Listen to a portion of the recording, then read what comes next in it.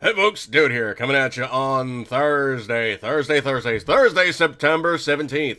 Now, I really don't say that you guys, steer the bus by grabbing onto the horse's tail and yanking and carrying on, but you know what? I'm not an idiot, okay? I notice you guys are more attentive to certain subject matter than others, and certain things kind of cue to you more, and you guys are kind of seeing me for more of one channel thing versus another channel thing.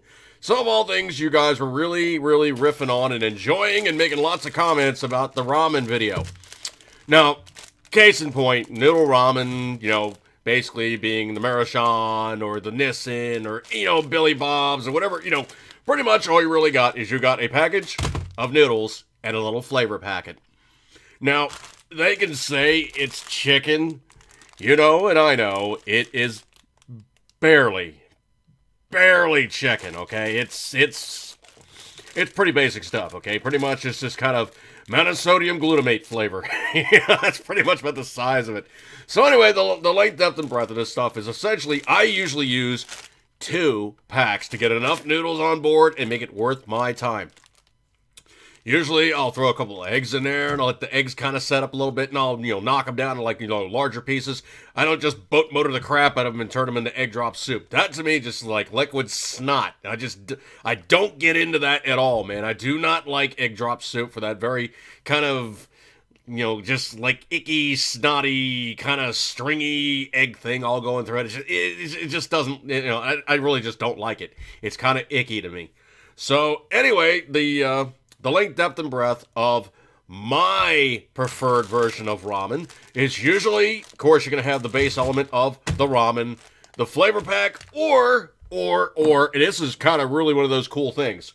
You can use, of all things, Vegemite.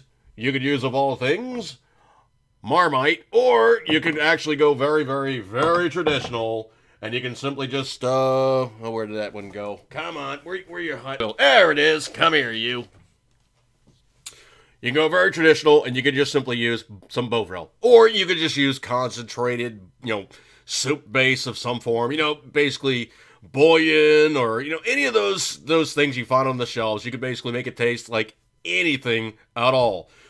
But you're still talking basically water, noodles, and flavor. Eggs in there kind of gives it a little bit more, gives it some protein, kind of adds a little something more to it. But it is still not and I really am not a soup person, okay? I like stews. Too much juice is like pretty much just somebody just dumped a gallon of water in with an egg floating in it to me, okay? It's just not that appealing. So what would I normally do is, of course, obviously you have the egg in there. Need some additional protein, okay? Tin meat of any variety, and of course I'm just pulling one off the shelf here. Tin meat of any variety, preferably ham, or chicken, or turkey, something along those lines, something that's obviously pre-cooked.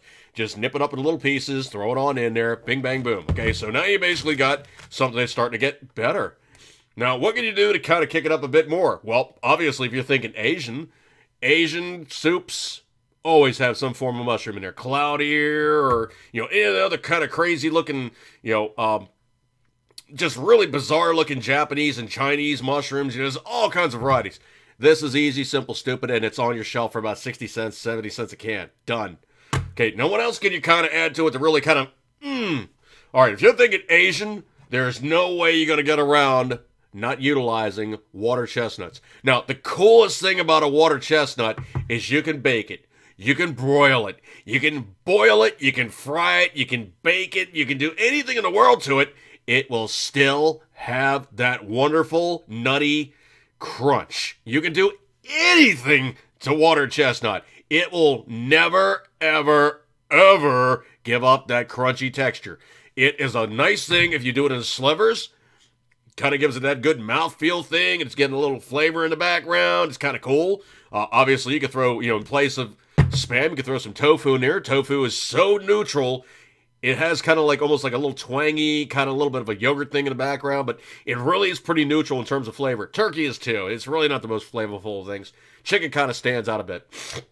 Now, you're kind of thinking, what else can I throw in there? You could go, makome for if you want to throw some seaweed in there. But if you're thinking stuff just off the shelf, some leafy green vegetables, being like kale or being like spinach. I'm not saying like grab like a whole can and just, you know, in your bowl, unless you're into that. I mean, if you're into like, you know, tons and tons and tons of spinach, have at it, man. You're not going to hurt my feelings. But something like this will round out your dish of ramen.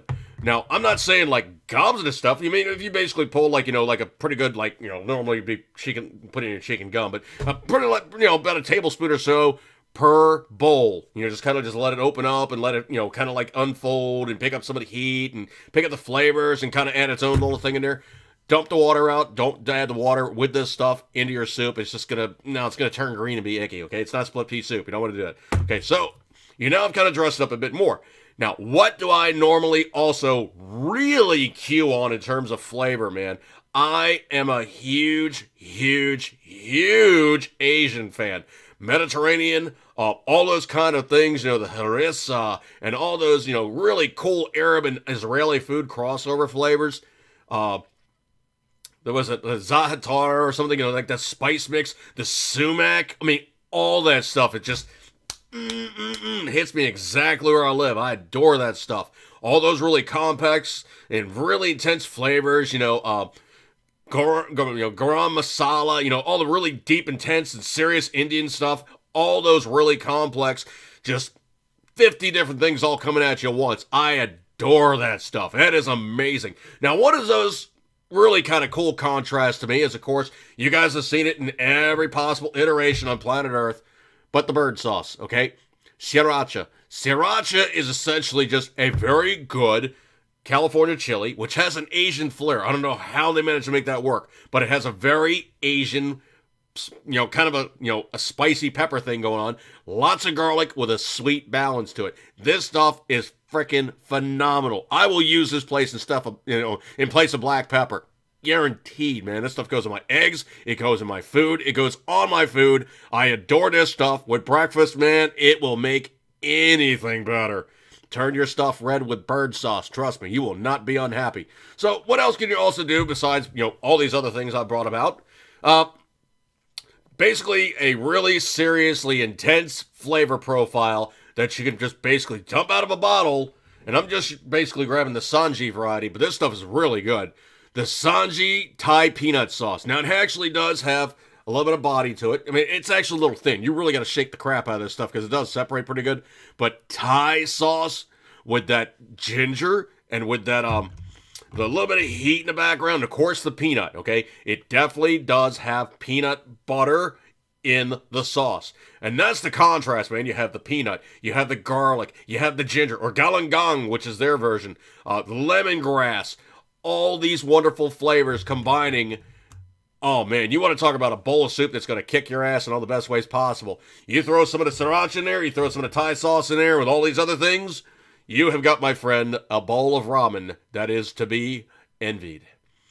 Just no way to think about it. I mean, stuff that you got in your closet you could definitely use. Or these things are not especially expensive. You can assemble a bowl of this stuff, and it will be restaurant grade, if not better than restaurant grade, out of your closet for all intents and purposes, less than $5.